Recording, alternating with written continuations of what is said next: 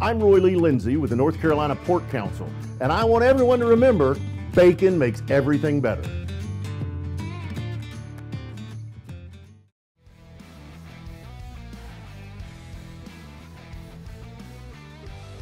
Great to be back with DG here for year 2 on the quickly growing North Carolina Sports Network.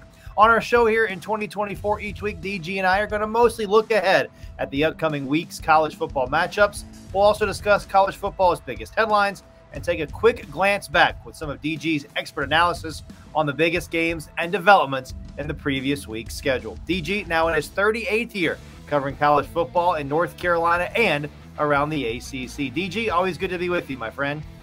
Right back at you, Chris. Good to be with you. I'm ready to dive right in. Well, we'll start right here. Now, we're going to, of course, get to the big developments last week, which include Duke's first ever win over Florida State, that coming at Wallace Wade Stadium, and we'll get to ECU's dismissal of Mike Houston. But first, let's look ahead to this week's action. Here in Week 9, a few intriguing matchups involving some in-state teams. So we start there with our segment brought to you by our good friends at Atlantic Tire and Service, where DG and his family take all of their vehicles for routine maintenance, service needs, and a world-class selection of new tires. Atlantic Tire and Service, your one-stop tire and auto repair provider with highly trained technicians and a sales and support staff that are second to none. They've grown to 6 Triangle area locations, 2 in Raleigh, 2 in Cary, 1 in Durham, and 1 in Wake Forest. Learn more at AtlanticTireOnline.com. Okay, DG, we'll start in Durham. The 22nd ranked SMU Mustangs galloped to town to take on the 6-1 Blue Devils. Both these teams are 6-1. This is a game Saturday night, 8 o'clock, ACC Network. The Mustangs an 11-point favorite on the road in Durham. If you can match every nickname with a great verb like gallop for the Mustangs on today's show, I'm going to be really, really impressed. That's Chris Edwards. He's a true pro. This is, Chris, a special weekend for Duke Athletics for several reasons, including the Blue Devils' opportunity to get to 7-1 against that nationally ranked SMU team.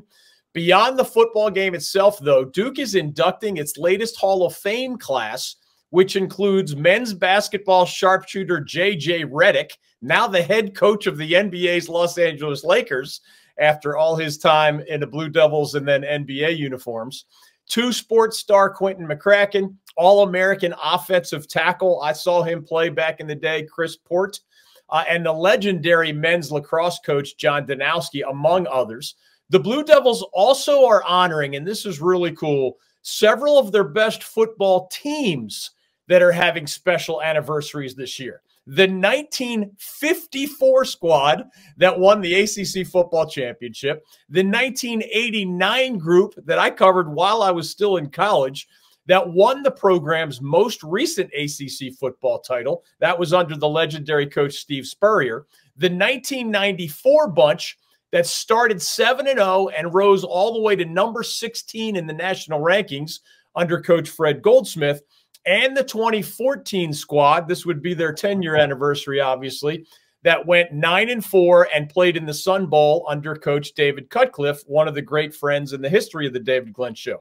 It is especially cool, by the way, that Coach Spurrier, Coach Goldsmith, and Coach Cutcliffe, remember the latter 2 were dismissed as head coaches after significant success in Durham. All 3 of those guys are expected to be in attendance on Saturday, which should make it an even more special weekend for everybody. Now, on the field Saturday evening, the Blue Devils will face, in my opinion, their toughest challenge so far during this 2024 season. SMU is the first nationally ranked opponent that Duke has faced this year, and the Mustangs are really good again, especially on defense, which is where the Devils have been special too under their first-year coach, Manny Diaz. Lashley is only 41 years old, and this is his first head coaching job, but he has really helped the Mustangs through a smooth transition to ACC membership this season. Other than Miami and Clemson, SMU probably has the best chance of grabbing one of those 2 spots in this year's ACC championship game. SMU has a dual-threat quarterback in Kevin Jennings, who combined with a guy named Breshard Smith, he's a Miami transfer, who was all ACC last year as a return man for the Hurricanes. He may be all ACC again this year, but as a running back for the Mustangs. Jennings and Smith combined lead one of the ACC's best rushing attacks. Jennings is not an elite passer, but he is completing about 2/3 of his throws this season, with tight end RJ Maryland as his favorite target. Duke's defense, as we've discussed all year, has been mostly excellent every week during the Blue Devils' 6-1 start, even in their 24-14 loss to Georgia Tech in Atlanta a few weeks ago.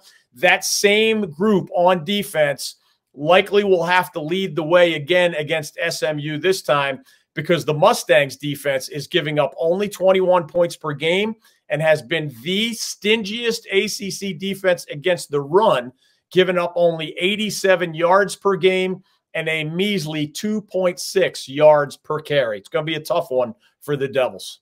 All right, let's talk about game 2. North Carolina off a bye week last week. Mac Brown's Tar Heels at 3-4. They head north to take on Virginia. The Cavaliers 4-3. This is a noon game on Saturday on the CW. Virginia, a 5-point favorite on the grounds of Mr. Jefferson's University. Yeah, the UNC-UVA matchup has been called the South's oldest rivalry ever since I started covering it in the late 1980s. Although, fun fact, the Auburn-Georgia football series actually started 1 year earlier, so go figure. But the Tar Heels have a very slight edge over the Wahoos on the gridiron historically, going all the way back, believe it or not, to the late 1800s. But Virginia has won 5 of the last 7 matchups, including 3 of the 5 played since Coach Mac Brown returned to Chapel Hill. These trips to Charlottesville have been especially haunting for Brown, who wasn't able to win even one road game against those George Welsh-coached UVA squads during his first UNC tenure, even as, remember, Brown was building a program that posted 8 straight winning seasons in Chapel Hill, including those back-to-back finishes in the national top 10. These UNC-UVA games tend to be pretty close on the scoreboard, both back in the 90s and more recently. I would not be surprised if that's the case again this year, because while neither team is great, each one has enough weapons to beat the other. Carolina, of course, has the best running back in the ACC and one of the best in the country in Omarion Hampton. UVA has one of the best wide receivers in the ACC in Malachi Fields. UNC has one of the best cornerbacks in the conference in Elijah Huzzy. UVA has one of the best safeties in the league in Jonas Sanker. Neither team has been great at the line of scrimmage on either side of the ball, although the Wahoos have been much more efficient than the Tar Heels defensively. There is not a major advantage at quarterback, I don't see, for either team, although UVA's Anthony Calandria, he's a true sophomore who just turned 20 years old this week. He's more dangerous as a runner, and he's a slightly more accurate passer than UNC's veteran Jacoby Criswell, the 23-year-old fifth-year senior who began this season as the Tar Heels' third-string QB. Overall, this appears to be a pretty even matchup, so the usual indicators, turnovers, penalties, mental mistakes, big plays, etc., probably will determine the outcome in this one. And UVA does have a slightly better track record this season than the Tar Heels do in those areas under the Cavaliers' third-year head coach Tony Elliott, who is hoping to take the Wahoos to their first bowl game on his watch in what would be the program's first bowl game in 5 years in Charlottesville. All right, game 3, Georgia State 2-4. They'll climb the mountain and take on App State, also 2-4. App State back home. We know about the damage in the western part of our state with Hurricane Helene. This is a 1 o'clock kick on Saturday. ESPN Plus has the broadcast. Mountaineers an 8-point favorite at home. Somehow, Chris, we have made it all the way into late October on This Week in College Football without either of us, at least to my recollection, using the phrase must win. That is more a credit to you than to me. But that 3-month-long streak comes to an end right now because App State head coach Sean Clark must win this game if he is going to have any chance of keeping his job. And the Mountaineers must win this game if they are going to make a run at a postseason invitation of any kind this season. This is the first of 3 straight winnable games for App State. And the Mountaineers really need to win all 3. That will not be easy, but it's necessary because the Mountaineers' final 2 games on their regular season schedule are a home matchup against the Sun Belt leading James Madison team that beat the Tar Heels in Chapel Hill and put up a 70-burger, and then a road trip for the Mountaineers to face their longtime rival Georgia Southern, which also looks like a pretty good team this year.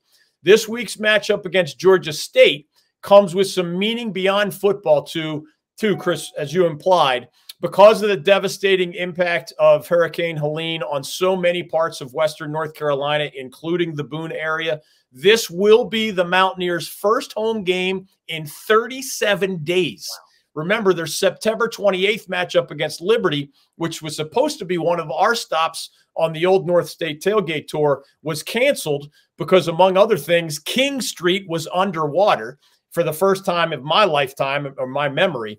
And the surrounding areas were so devastated in and around Boone that the community and the infrastructure simply could not have handled tens of thousands of visitors for a football game. Well, since then, App State has had 2 road games and an open week.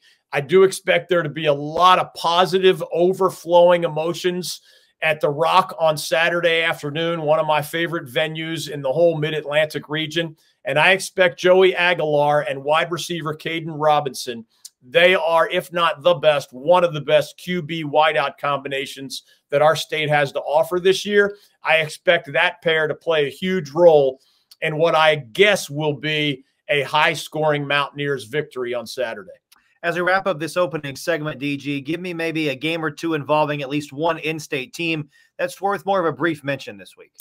Yeah, well, when 2-5 Temple visits 3-4 East Carolina, it will be the Pirates' first game under interim head coach Blake Harrell, who has been the team's defensive coordinator. ECU definitely still has a legitimate chance at a bowl, even after Mike Houston's dismissal, but they must beat the Owls this week if they're going to have a serious chance to get to 6 victories this season. It is a similar situation for 3-4 Wake Forest during its trip to 2-5 Stanford. The Cardinal may be the worst football team in the ACC this year, so the Demon Deacons absolutely have to take this contest if they are going to reach a bowl game this year. At the FCS level, 4-3 Western Carolina, the only Southern Conference team that is still undefeated in league play this season, is visiting 6-1 Mercer, which is ranked number 16 in the FCS top 25 and is now coached by Mike Jacobs, a David Glenn Show guest last fall as he was leading Lenore-Rhine to the semifinals of the Division II playoffs. The winner of this Western at Mercer game will be in the pole position for the 2024 SoCon title, and that is a very rare position for the Catamounts. So good luck to Coach Kerwin Bell, another DG Show guest last fall, and his Catamount squad on their trip to Macon, Georgia for this one. Finally, at the Division II level, in the most incredible college football story our state has to offer this season, 7-0 Johnson C. Smith, which is ranked number 19 nationally, that is the highest in the century-long history of their program, is visiting 6-2 Winston-Salem State on Saturday afternoon. This is probably the most difficult regular season game remaining for the Golden Bulls of JCSU, who, at least for now, still have a chance at what would be seriously the greatest football season in the history of that Charlotte-based program. And I mean going back more than 100 years. Best wishes to Coach Maurice Flowers and his crew as they head to Bowman Gray Stadium in Winston-Salem, where those Winston-Salem State Rams have been very difficult to beat historically. All right, stay with us. More of This Week in College Football with David Glenn, presented by the North Carolina Pork Council, coming up in just a moment on the North Carolina Sports Network. In sports, we talk a lot about impact players who make a positive difference. When it comes to our state's economy, the North Carolina pork industry is a true MVP. Each year, the pork industry plays an important role in supporting rural communities across our state. It contributes more than $10 billion a year to the North Carolina economy and supports more than 44,000 jobs. Learn more about their positive impact at ncpork.org. The North Carolina Pork Council, the foundational partner of the North Carolina Sports Network. The Lawson Insurance Group in Raleigh is a family-owned business led by 3 actual brothers who happen to be huge sports fans. Ken Lawson, Miller Lawson, and Michael Lawson. I know these guys. I trust these guys, and I send these guys my own insurance business and that of my family. The next time you have insurance needs, I hope you'll do the same. The Lawson Insurance Group is known for its commitment to community and its dedication to ensuring that North Carolinians and their businesses are prepared for life's inevitable challenges, with the reminder that as a high street insurance partner, Lawson Insurance Group offers local expertise and support that, combined with High Street's extensive national resources, means more choice and support for you as their client. To learn more, search Lawson Insurance Group online. The Lawson Insurance website will be the first link that pops up. Welcome back to This Week in College Football with David Glenn, presented by our friends at the North Carolina Port Council. DG, diving right into our ACC and National Week 9 look ahead. It's brought to you by our good friends at XL Moving and Storage, a family-owned Allied Van Lines partner here in North Carolina with 25 years of award-winning experience that can help you with your move to North Carolina, within North Carolina, or away from North Carolina, even internationally, while also assisting with all of your storage needs. Learn more at excelms.com. That's XL Moving and Storage. 5 games this week, DG, that are top 25 versus top 25 on the national schedule. Now, at this point in the season, all of these matchups mean there are going to be some repercussions involving that newly expanded 12-team college football playoff. But unfortunately for us here on our show, only 4 of the matchups that fit this high-profile description are in conferences that are not the ACC, the SEC and the Big Ten. The other one, number 12, Notre Dame, visiting number 24, an undefeated Navy. So first, let's start in the Southeastern Conference, where 4 potential playoff teams going head-to-head in games that are going to have just huge stakes this weekend. Game number 1 is in College Station this weekend, number 8, LSU. They're 6-1 at number 14, Texas A&M.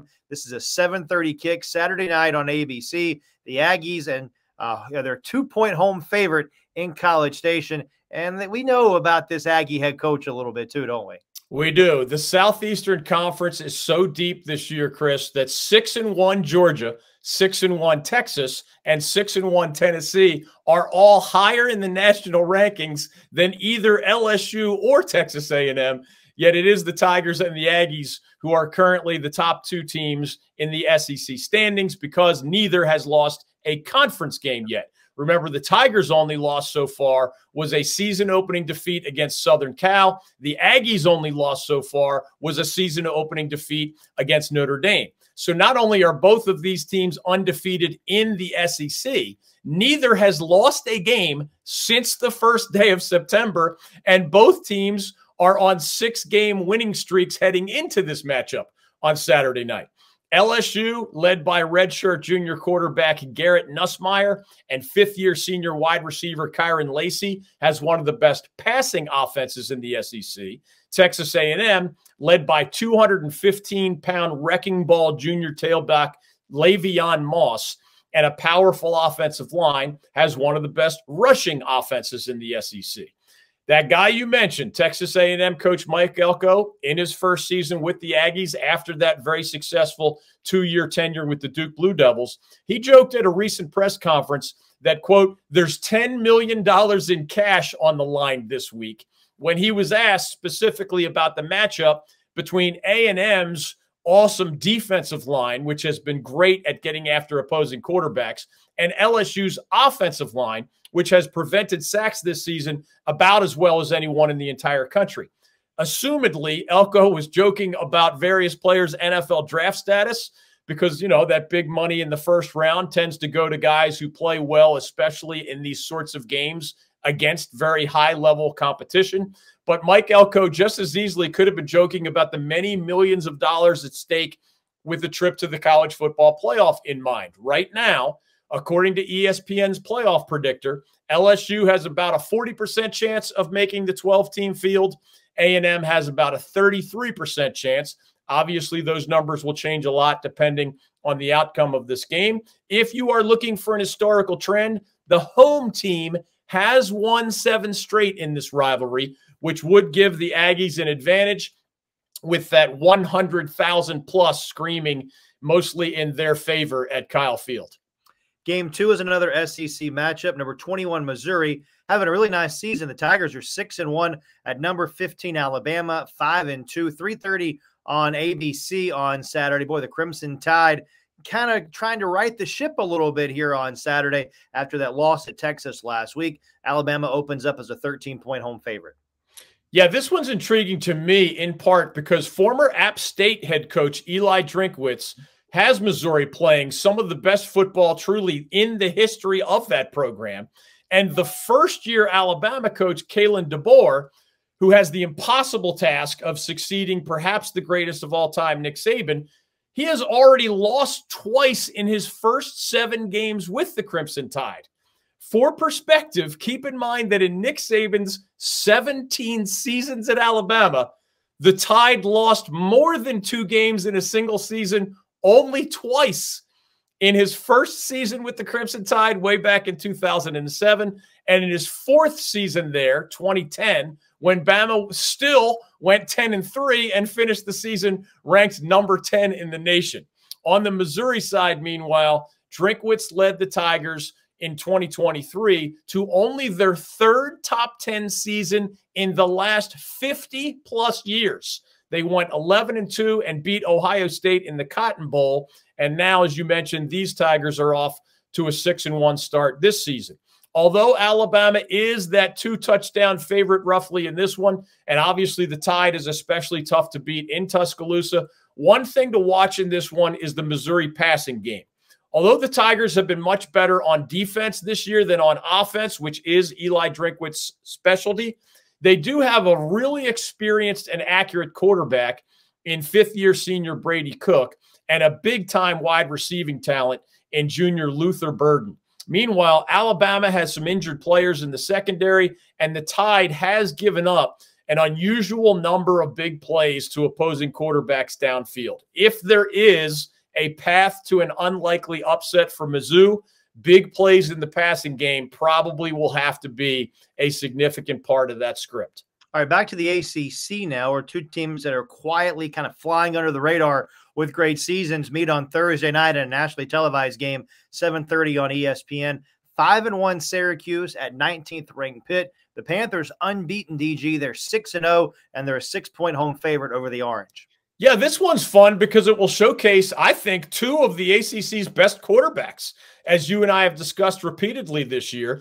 And also, in this case, 2 teams with outstanding records. The game is on ESPN in that Thursday night national TV spotlight. Remember, the World Series doesn't start till the weekend. NHL and NBA have just started their regular seasons. And the only high-profile football alternative on that Thursday night will be Vikings-Rams in the NFL, and that one is on Amazon Prime. In terms of the personnel, Kyle McCord, the Ohio State transfer, has been absolutely brilliant at quarterback for Syracuse, and he is the #1 reason for the team's 5-1 start under first-year head coach Fran Brown. McCord's 360 passing yards per game are virtually tied with the numbers of Miami QB Cam Ward, who is a Heisman Trophy candidate, and McCord has 19 touchdown passes against 6 interceptions. Meanwhile, Pitt's redshirt freshman quarterback, the Alabama transfer Eli Holstein, has become one of the best dual threat quarterbacks in the ACC under new Pitt offensive coordinator Cade Bell, son of Kerwin, formerly of Western Carolina in Cade's case, along with running back Desmond Reed, who, remember, is a Western Carolina transfer, who is putting up all ACC-type numbers himself as both a running back and a receiver out of the backfield. Holstein has Pitt averaging about 41 points per game. Regardless of who wins this one, it should be a lot of fun to watch for everybody on Thursday night. Let's take a timeout. We'll come back and have more with This Week in College Football at Daily Glenn, presented by the North Carolina Port Council, coming up in a moment on the North Carolina Sports Network. One of my favorite restaurants in Raleigh for many years now has been The Oak Scratch Kitchen and Bourbon Bar. It's located on Lake Boone Trail, which is a perfect location for a great meal and beverage if you're on your way to nearby Carter Finley Stadium or perhaps PNC Arena for a concert, Wolfpack or Hurricanes game, or other event.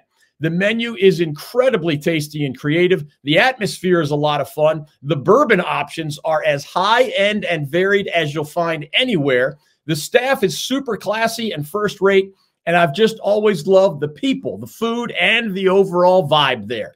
When I took Carolina Hurricanes owner Tom Dundon to lunch, yes, meaning the billionaire who owns the hockey team, I took him to the Oak. Seriously, it's that good. Learn more or make a reservation by visiting their website, theoakraleigh.com. That's theoakraleigh.com. Whether you are moving locally, nationally, or even internationally, and whether you're a residential or commercial customer, please consider our friends at XL Moving and Storage, an award-winning Allied Van Lines agent with offices in Greensboro and Raleigh. Thanks to their 25 years of experience helping North Carolinians all across the state with their moving and storage needs, XL has become the trusted hometown North Carolina moving services company. Our good friends Jim Dorsett and Jody Hatley, along with their hardworking staff, offer customized, tailored relocation and storage solutions to the people of North Carolina and beyond. Visit them online today at xlms.com. That's EXCELMS.com. Welcome back to This Week in College Football with David Glenn, presented by our friends at the North Carolina Port Council. DG, diving right into our coaches and quarterbacks segment, brought to you by our great friends at Lawson Insurance, who are about to celebrate their 50th anniversary of helping DG and many other North Carolina citizens and businesses with all of their personal and commercial insurance needs. You can reach out to the brothers Ken, Miller, and Michael Lawson. Like us, they're all huge sports fans. Give them a call, 919-846-2090, or search Lawson Insurance online.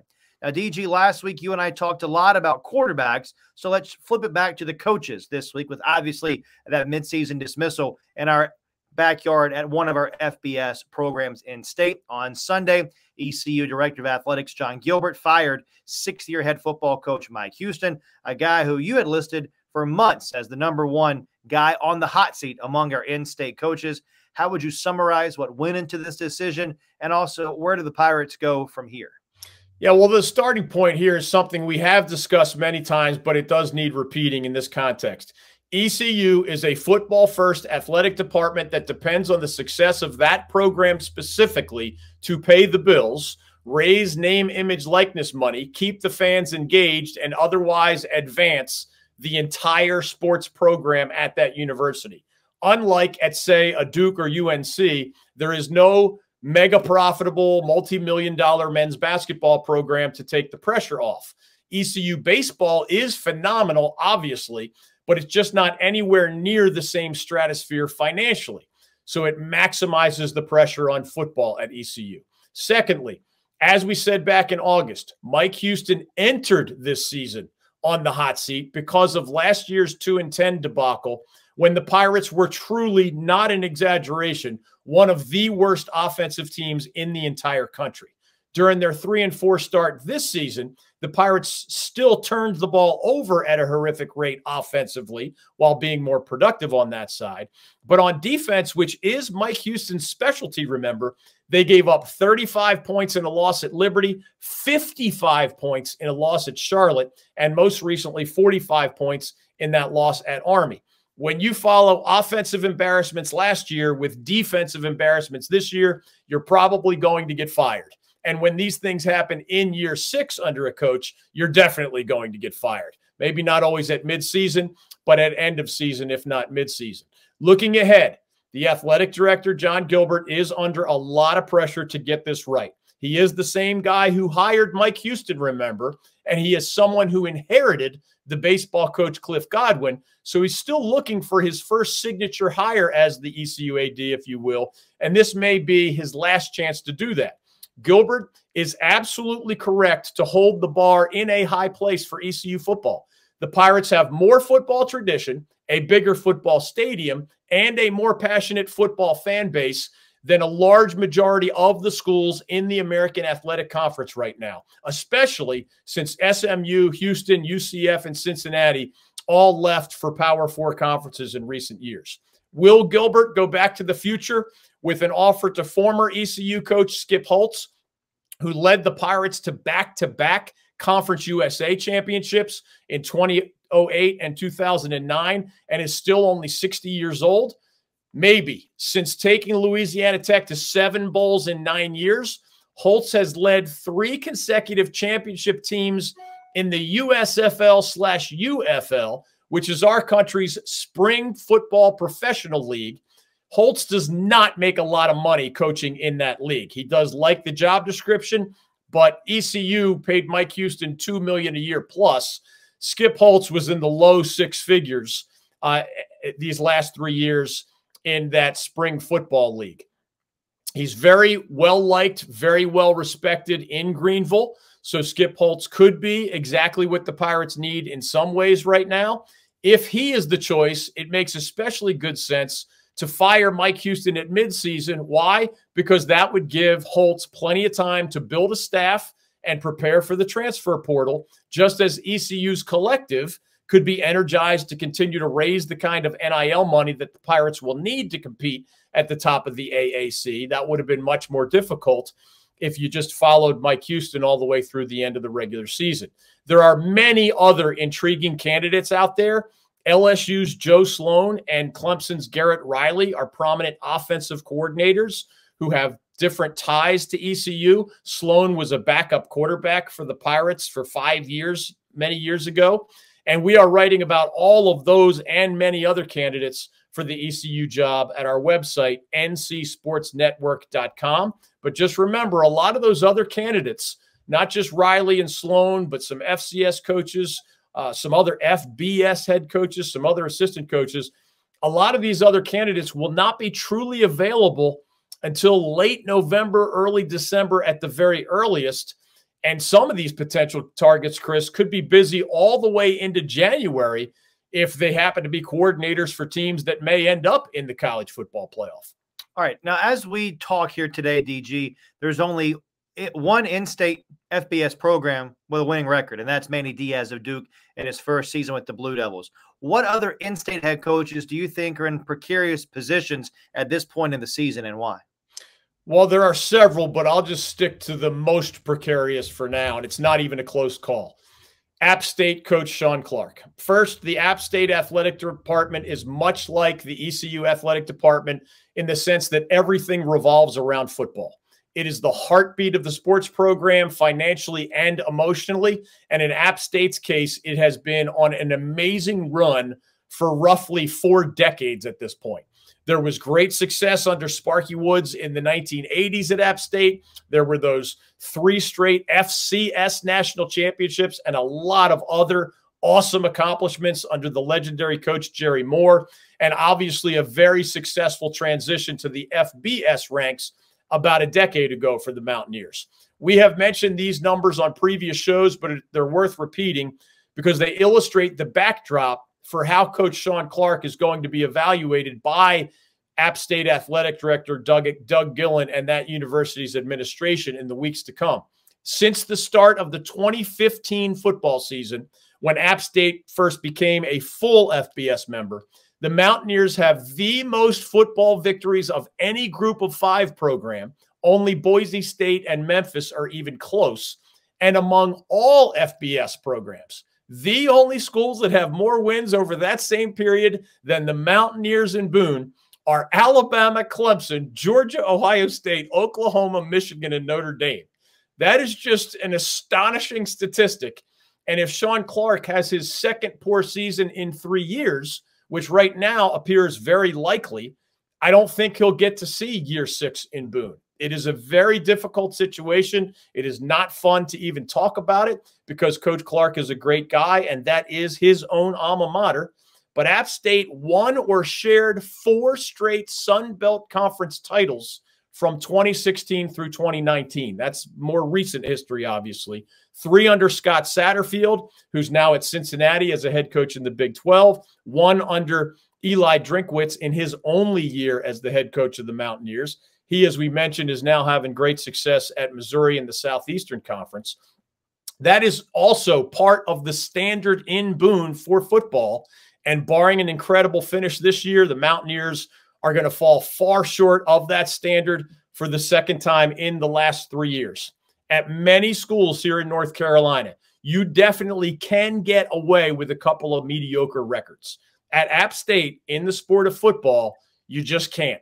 And that's why Sean Clark has one of the hottest seats in all of FBS football right now.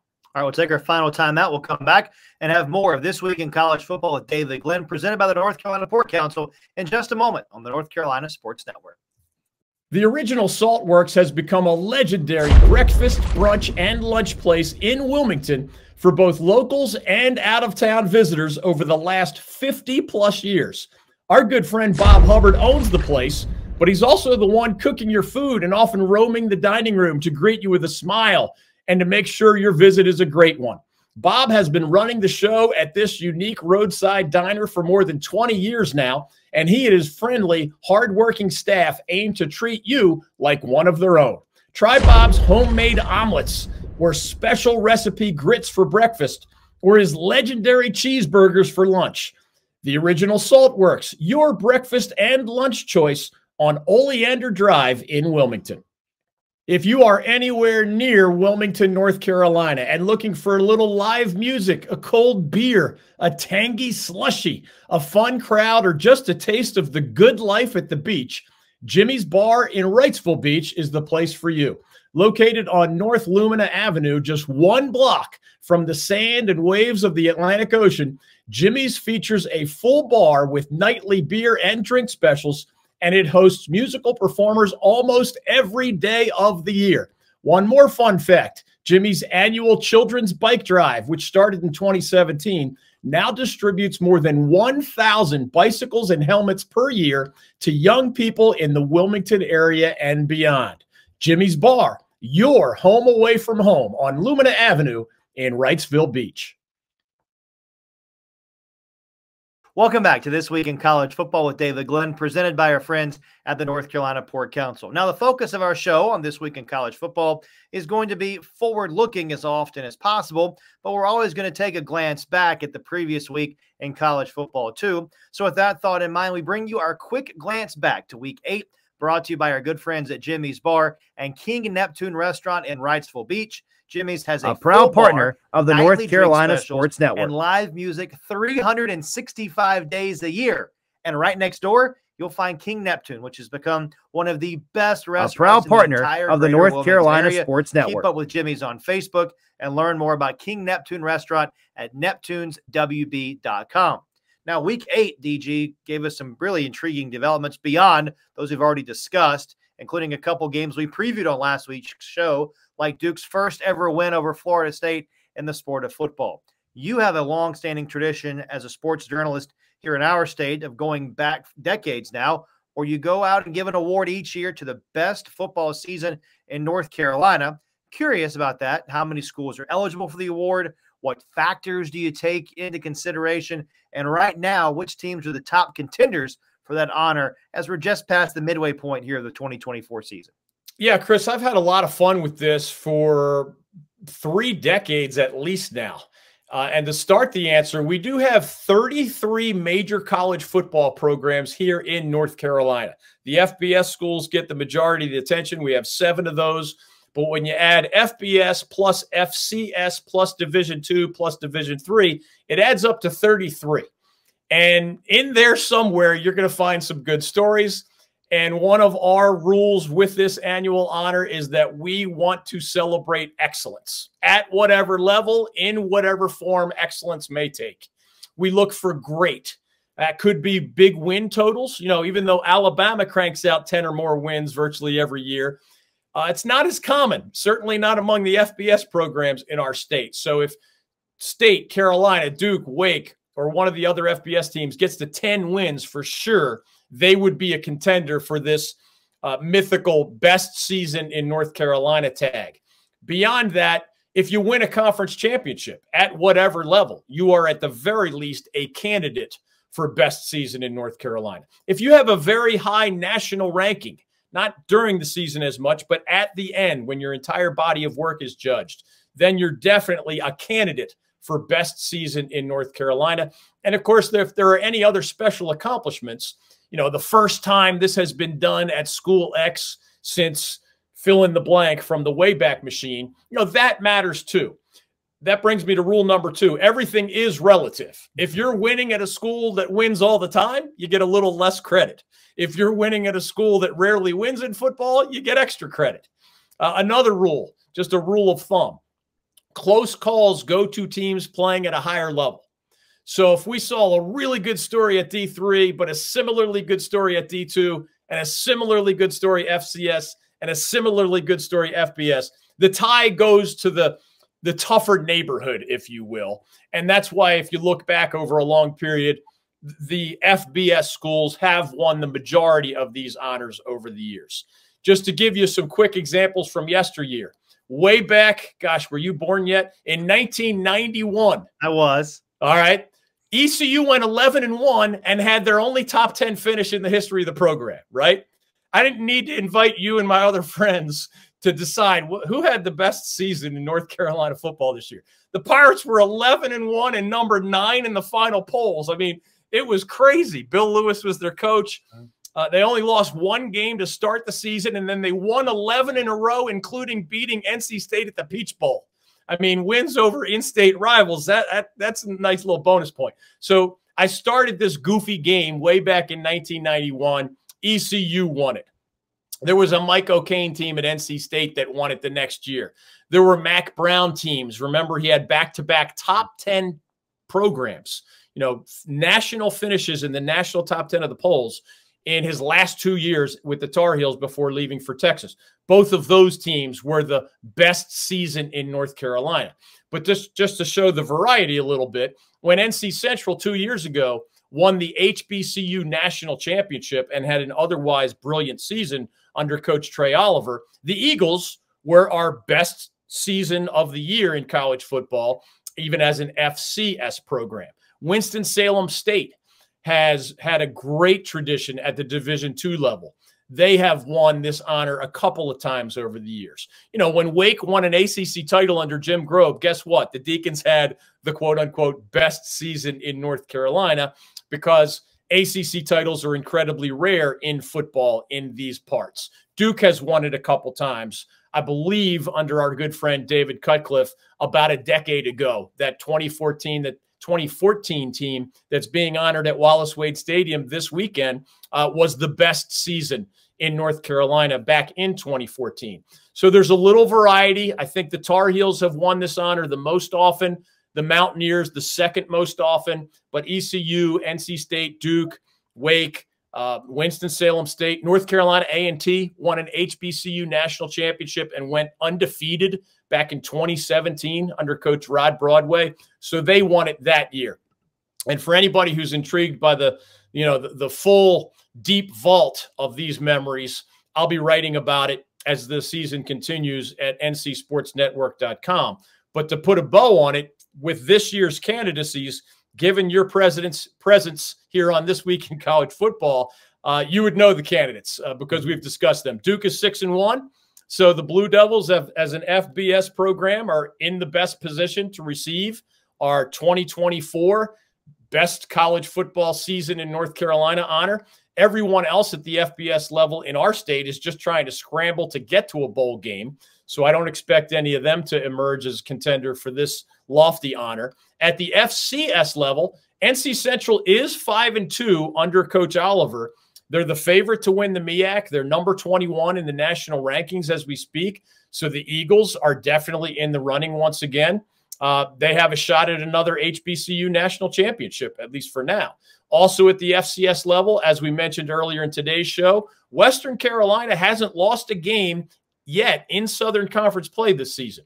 If somehow Kerwin Bell leads the Catamounts to what would be an extremely rare SoCon championship in football for the Catamounts, they would be very tough to beat in this season of the year competition. Finally, at the Division II level, we've talked a lot this season about the amazing story unfolding at Johnson C. Smith University. We'll see if the Golden Bulls can finish that job. Also at the D2 level, Lenore-Rhine often seems to be in this mix. They have a great tradition there. They're 6-1 right now, nationally ranked. And oh, by the way, Wingate, which is hosting our Old North State tailgate stop this Saturday afternoon, Wingate is 5-1 right now, and at least a conceivable contender from the South Atlantic Conference, where, of course, one of their rivals is Lenore-Rhine. Long way to go, but those would be, if we had mid-season team of the year rankings, those would be the ones in the mix as we're a little bit past the halfway point of the 2024 regular season. All right, well, that's going to do it for us this week on This Week in College Football at David Glenn. Big thanks to the North Carolina Port Council for being the founding partner of the North Carolina Sports Network. And we welcome Atlantic Tire and Service, now with 6 locations in the Triangle, as our newest sponsor.